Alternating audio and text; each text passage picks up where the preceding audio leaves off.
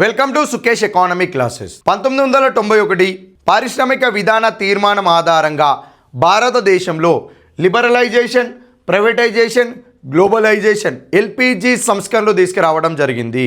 మరి ఎందుకు ప్రత్యేకంగా ఎల్పిజి సంస్కరణలు తీసుకొచ్చారు అంటే 1991 నాటికి భారతదేశం యొక్క ఆర్థిక వ్యవస్థ కంప్లీట్గా కుదేలవ్వడం జరిగింది.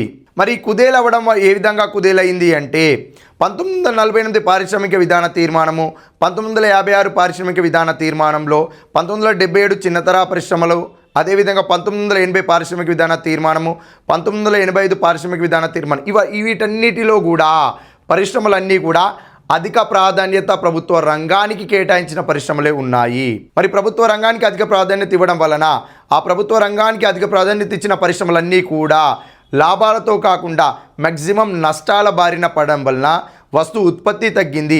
వస్తు ఉత్పత్తి తగ్గడం వల్ల వ్యవస్థలో ప్రజలకి వినియోగ వస్తువుల కోసము అధిక దిగుమతులు చేసుకోవడం వల్ల విదేశీ మారక నిల్వల కొరత ఏర్పడింది. మనకి చమురు నిల్వల దిగుమతుల యొక్క దిగుమతి సుంకాన్ని పెంచడం వల్ల విదేశీ మారక నిల్వలు ఇంకా ఎక్కువ కొరత ఏర్పడ్డాయి. వీటితో పాటు 1991 నాటికి ద్రవ్యోల్బణం 13% నమోదైంది.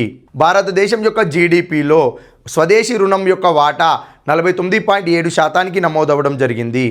భారతదేశం యొక్క జీడిపిలో విదేశీ రుణం యొక్క వాటా 23% నమోదైంది.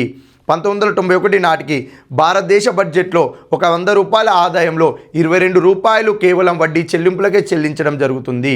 ఒక మానవ శరీరంలో ఆర్గాన్స్ అన్నీ కూడా డ్యామేజ్ అయితే మానవ శరీరం ఏ విధంగా అస్తవ్యస్తమవుతుందో 1991 నాటికి భారతదేశ ఆర్థిక వ్యవస్థ కూడా అదే అస్తవ్యస్త దశలో ఉండడం జరిగింది. దీన్ని గాడిలో పెట్టాలి అంటే, ఈ ఆర్థిక వ్యవస్థను పునరుజ్జీవింపజేయాలి అంటే ఇంటర్నేషనల్ మానిటరీ ఫండ్ భారతదేశానికి $7 బిలియన్ సహాయంతో పాటు భారతదేశంలో లిబరలైజేషన్, ప్రైవేటైజేషన్, గ్లోబలైజేషన్ తప్పనిసరిగా మీరు ప్రవేశపెట్టాలని చెప్పి ఎల్పిజి సంస్కరణలు సూచించడం మేరకు ఐఎంఎఫ్ సూచిస్తే భారతదేశంలో 1991 నూతన పారిశ్రామిక విధాన తీర్మానంలో భాగంగా మనకి సరళీకరణ, ప్రైవేటీకరణ, ప్రపంచీకరణ ద్వారా నూతన ఆర్థిక సంస్కరణలు ప్రవేశపెట్టడం జరిగింది. Thank you.